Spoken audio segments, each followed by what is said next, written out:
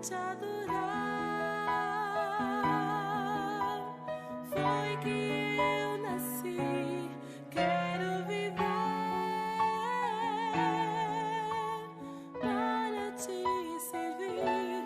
Usa minha vida como instrumento de louvor para te honrar e demonstrar o meu amor por ti.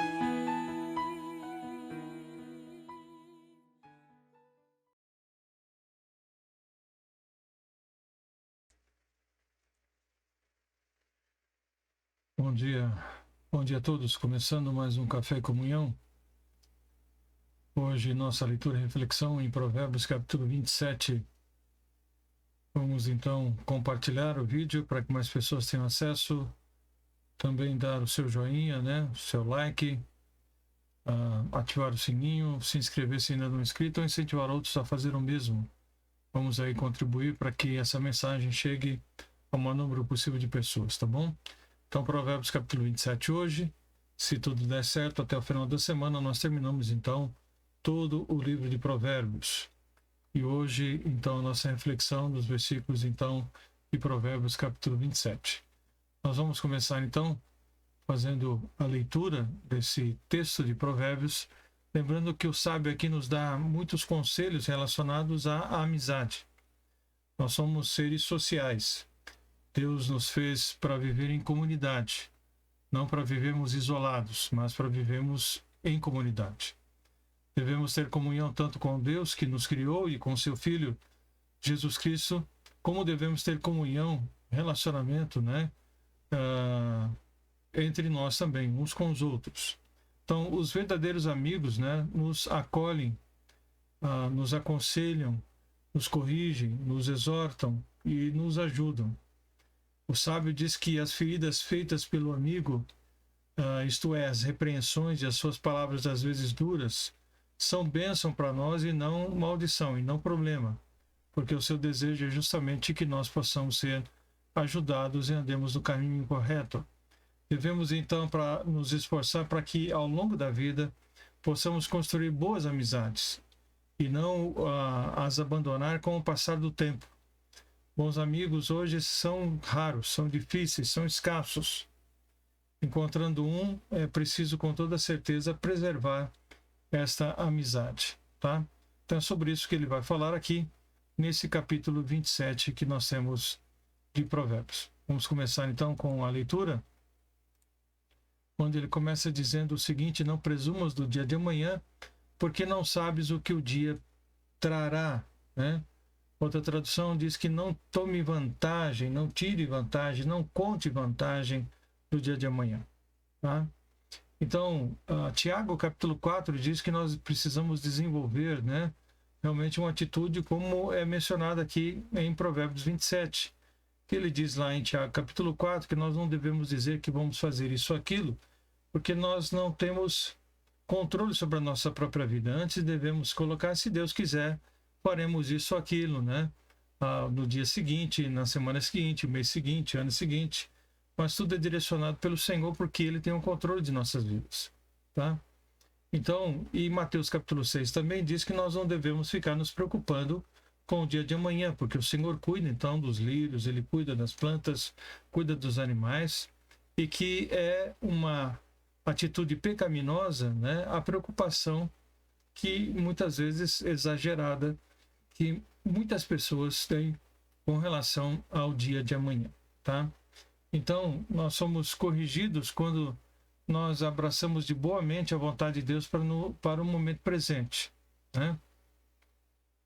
Quando então nós entendemos de que a nossa vida, nossos planos, tudo está nas mãos do Senhor, E que nós devemos então considerar tudo isso e estarmos tranquilos e aguardando aquilo que Deus permitirá que aconteça na nossa vida, sabendo que para cada situação também Ele nos dá um escape, tá? É isso que Ele nos diz claramente na sua palavra, ok? Versículo 2. Que um outro te louve, e não a tua própria boca, o estranho, e não os teus lábios, tem gente que tem muito orgulho de si mesmo, né? É arrogante. O autoelogio não é algo que cai bem. Ele é fruto de soberba e resultado da ignorância. Então, seus efeitos colaterais são danosos, pois quem se exalta será humilhado, diz a palavra. A soberba ela é condenável em toda a palavra de Deus. É um comportamento que não diz em nada condiz com a sabedoria. Ok? Então, uma pessoa sábia não pode, evidentemente, ser uma pessoa orgulhosa em hipótese alguma. Versículo 3. A pedra é pesada e a areia é espessa. Porém, a ira do insensato é mais pesada do que ambos. Mais pesada que a areia e do que a pedra. Tá? Então, a ira é um sentimento legítimo. Ela é necessária quando se trata de uma santa reação a alguma coisa errada. Porém, há uma ira pecaminosa, e essa ira ela é injusta. A ira do insensato é difícil de suportar. É um peso esmagador. O insensato já é em si mesmo um perigo. Mas a sua ira produz, então, tragédias que são inevitáveis. E por isso ele diz que elas são mais pesadas do que a areia e do que a pedra juntos.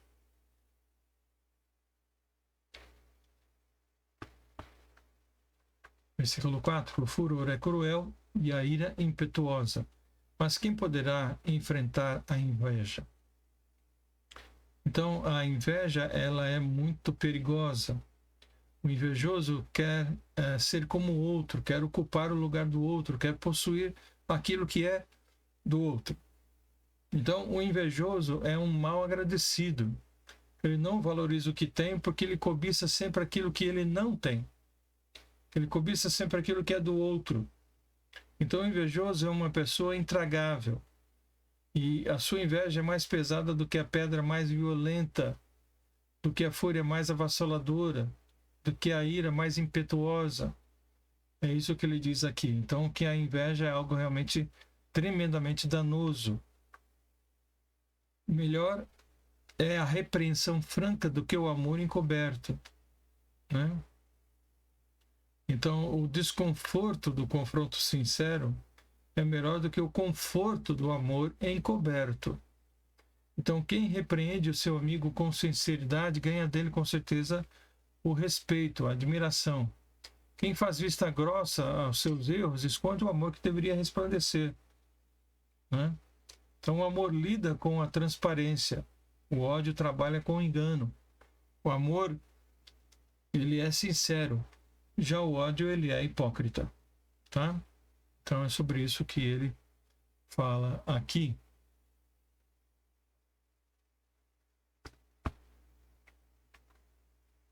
Leais são as feridas feitas pelo amigo, mas os beijos do inimigo são enganosos, tá?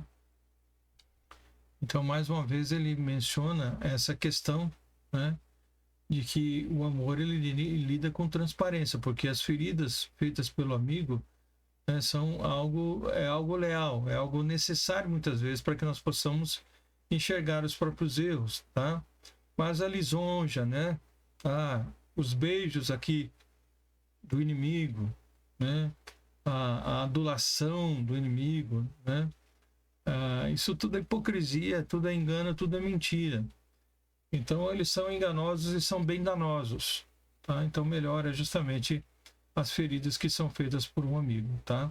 Podem ser palavras duras, às vezes pesadas, situações difíceis, mas quando feito com amor e com sinceridade, realmente essas feridas vão trazer um benefício muito grande para a própria vida, tá? A alma farta pisa o favo de mel, mas para a alma faminta todo amargo é doce. Então não se trata de um fato corriqueiro a respeito da comida que ele está dizendo aqui, o que ele está falando. Isso aqui é uma parábola acerca das possessões. Diz respeito à disposição que nós adquirimos pelo nível de conforto que nós escolhemos. Um ponto de vista nauseado é um prêmio que não merece ser almejado na vida, né? Então ele deixa claro aqui essa questão. A alma farta pisa o favo de mel, mas para a alma faminta todo amargo é doce. A pessoa então acaba se se enganando, né? E criando para si uma mentira, tá? Então, muito cuidado com essa questão.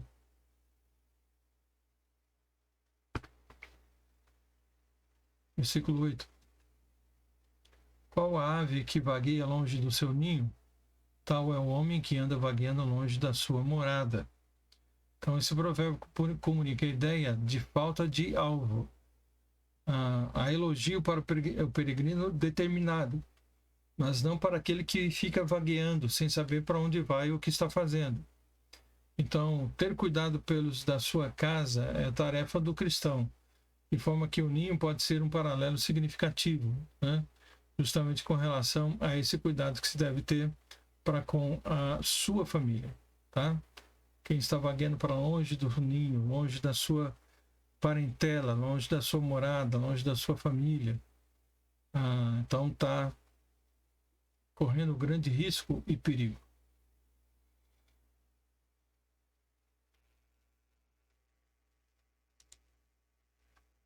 Versículo 9. O óleo e o perfume alegram o coração, assim o faz a doçura do amigo pelo conselho cordial. Então, a amizade verdadeira torna a vida mais agradável. Aqui o amigo é comparado ao óleo terapêutico. O óleo e o perfume alegram o coração. Então, o verdadeiro amigo não é conivente com os seus erros, mas ele é solidário com as suas fraquezas. Tá? Então, ouvir um bom amigo faz bem para a alma e alegra com toda certeza o coração. Tá? Então, ouvir um bom amigo faz bem para a alma, alegra o coração. Como é que nós estamos ouvindo? Estamos ouvindo bons amigos? Estamos tendo a atitude correta? Nós temos amigos assim que podem falar conosco e nós estamos prontos a ouvir e acatar então os seus conselhos, tá? É sobre isso que ele fala aqui, sobre essa amizade genuína. Não deixes o teu amigo, nem o amigo de teu pai, nem entres na casa de teu irmão no dia da adversidade. Melhor é o vizinho perto do que o irmão longe. Então valorize as pessoas que estão perto de você, mesmo que elas não sejam da sua parentela, mas que sejam bons amigos, que sejam pessoas leais, né? Pessoas que você pode realmente contar.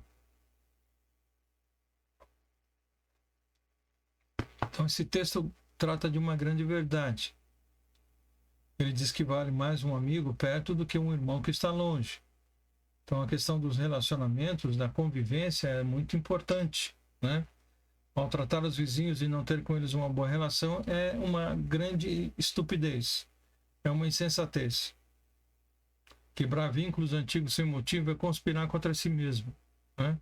Então é melhor você ter justamente um vizinho por perto do que um irmão longe. Então tenha um bom relacionamento com aqueles que estão ao seu redor. Isso é sempre muito importante.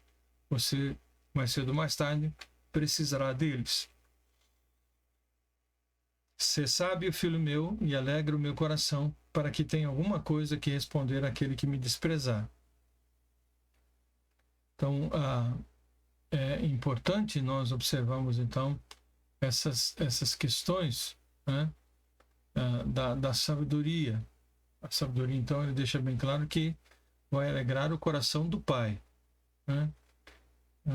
E toda essa atitude sábia será importante para com aqueles que estão ao seu redor e que muitas vezes vão desprezar sim a sua sabedoria, mas que você deve responder à altura a essas pessoas, tá?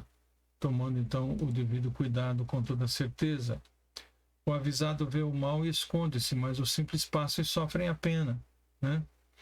Então tem a questão da simplicidade aqui, da ingenuidade, da insensatez, faz com que pessoas sofram o dano, né, da sua atitude, muitas vezes, né, de tanta ignorância, de tanta inocência. Quando alguém fica por fiador do estranho, toma-lhe até a sua roupa, e por penhor aquele que se obriga pela mulher estranha, né? Então, esse versículo 13, em outra tradução, diz o seguinte: quem aceita ser fiador de um desconhecido perderá a roupa do corpo, tá? Então ele está dizendo aqui de ser fiador de um desconhecido, de um estranho, Alguém que você nunca viu, não conhece. Quem você conhece já é complicado, imagine quem você não conhece. Então ele está dizendo aqui que esse vai lhe tomar, né, a roupa do corpo. Ele ficará como essa roupa ficará como pagamento de quem garante a dívida do estranho, né? Então vai deixar a sua roupa como o penhor, como alguém então que perdeu para justamente esse fiador.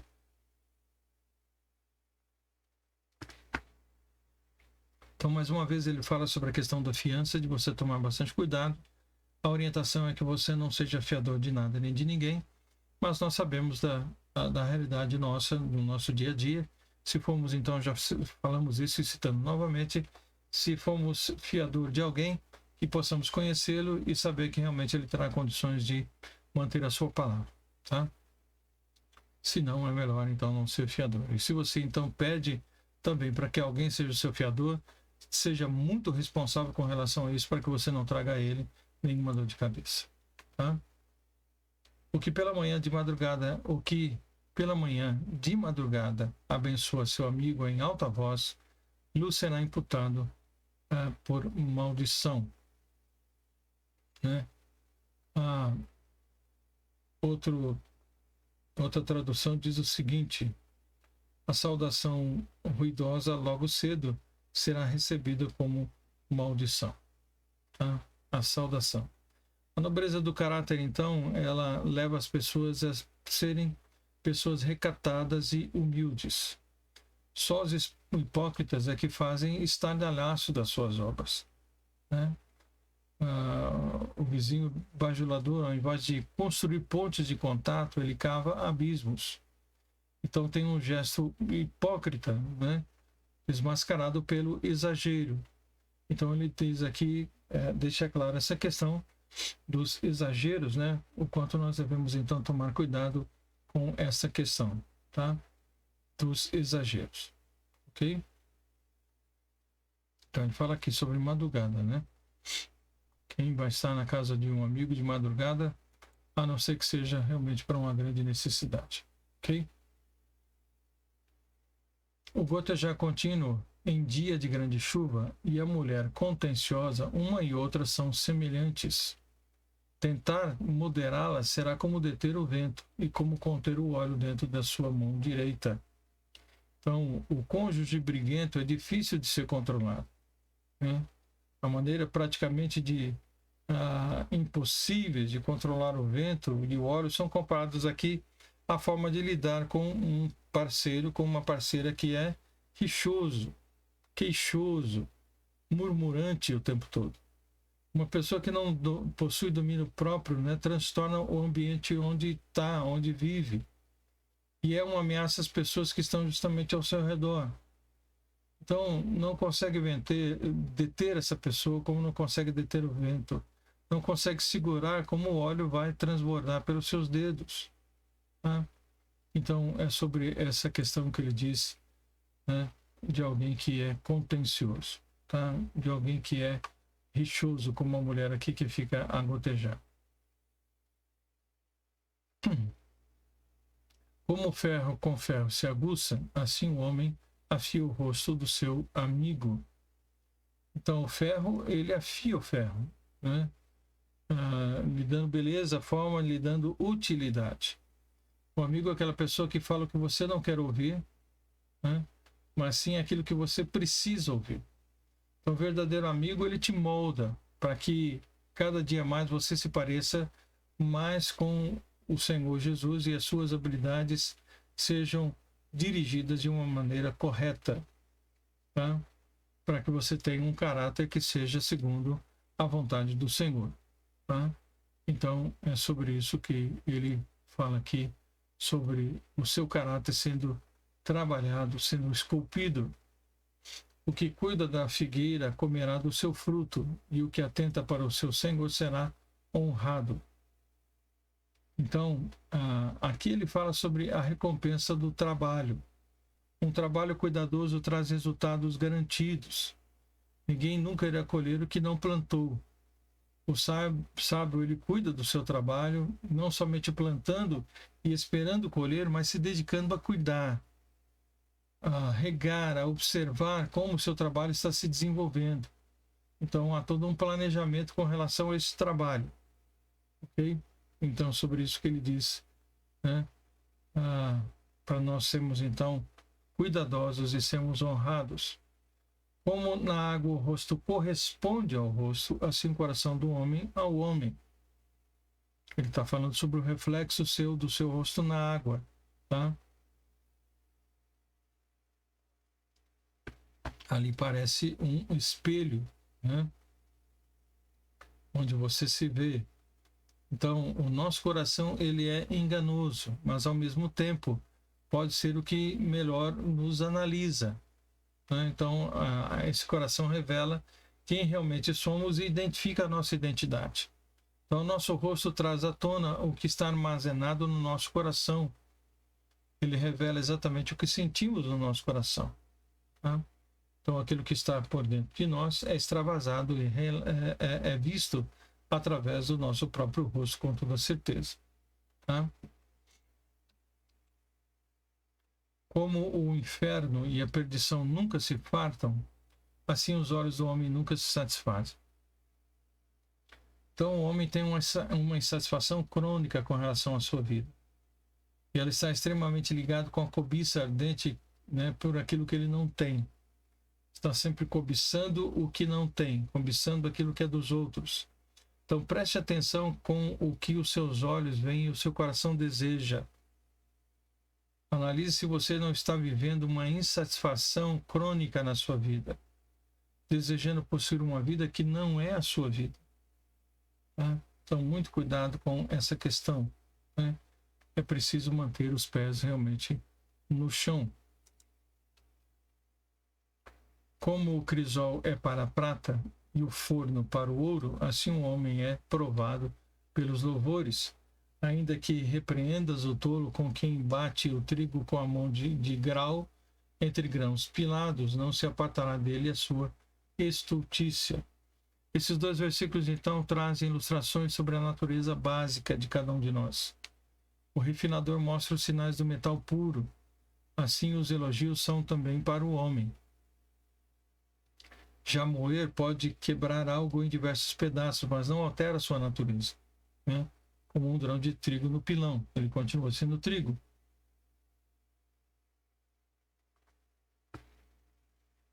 Então, é isso que nós precisamos ter, sermos trabalhados, deixarmos, né, que realmente o Senhor trabalhe a cada dia na nossa vida, para que possamos receber a instrução necessária para o viver diário, né, e não ser como o tolo que não aceita a repreensão e que não muda a sua atitude em hipótese alguma. Procura conhecer o estado das tuas ovelhas. Põe o teu coração sobre os teus rebanhos, né? Então, isso é extremamente necessário, porque o tesouro não dura para sempre e durará a coroa de geração em geração. Quando brotar a erva e aparecerem os renovos e se juntarem as ervas dos montes, então os cordeiros serão para ti vestires e os bodes para o preço do campo, e a abastança do leito das cabras para o teu sustento, para o sustento da tua casa e para o sustento das tuas servas. Então, aqui ele apresenta um cenário de um campo, né? E esse campo apresentado, né, não visa transformar todos os leitores em agricultores, mas sim demonstrar a intenção apropriada entre o trabalho humano e os cuidados que vêm da parte de Deus. Cuidados esses que são negligenciados muitas vezes pela sociedade, trazendo perigo para todos nós. Então o texto chama a atenção de cada um de nós a se deixar, né, realmente trabalhar para o Senhor. De deixar de estranhar outras pessoas, de se engalfinhar com outras pessoas, né, para obter sucesso, para obter dinheiro, para obter posição, para se dedicar aí sim à satisfação e realizar um trabalho que vale a pena, reconhecendo a suficiência dos cuidados de Deus para com a sua vida, né? Então, ele deixa bem claro aqui ao final de que justamente o Senhor vai cuidar de nos sustentar, de abençoar com tudo aquilo que nós precisamos, né? A abastança do leite das cabras será para o sustento, para o seu sustento, para o sustento da sua casa, para o sustento daqueles que trabalham na sua casa. Ele diz que haverá sempre provisão necessária para que você possa, então, suprir as necessidades do seu lar, tá? Desde que você, então, se coloque à disposição do Senhor, esperando e se certificando de que Ele realmente está presente na sua vida todos os dias e que suprirá cada uma das suas necessidades, tá? Então, cuidado com aqueles que negligenciam, né, justamente aquilo que Deus tem preparado para cada um de nós, tá bom? Muito bem, aqui nós temos esse provérbio, então, capítulo 27, que Deus possa abençoar a sua vida nesse dia, que você possa procurar viver esses conselhos, né, no seu dia a dia, e assim possa produzir e reproduzir a luz do Senhor por onde quer que você passe, sendo um bom amigo e tendo bons amigos, escolhendo boas amizades, para que você possa ser ajudado em tempo oportuno, tá? Porque eles são extremamente necessários para todos nós, porque, como falamos, fomos criados para viver em comunidade e não isolados, tá?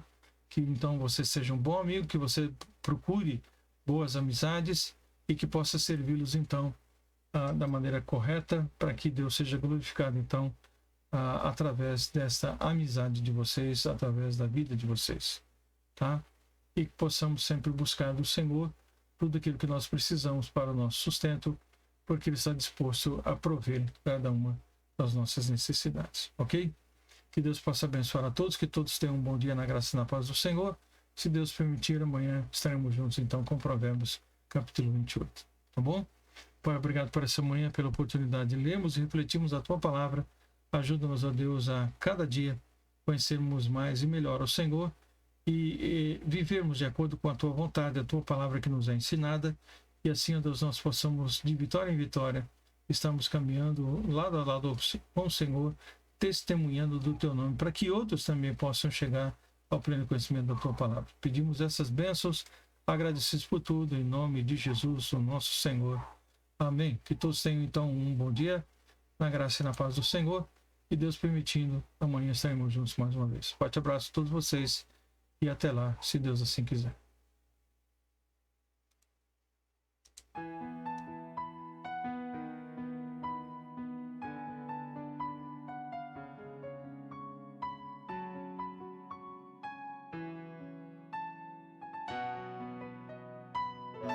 Pra te adorar foi que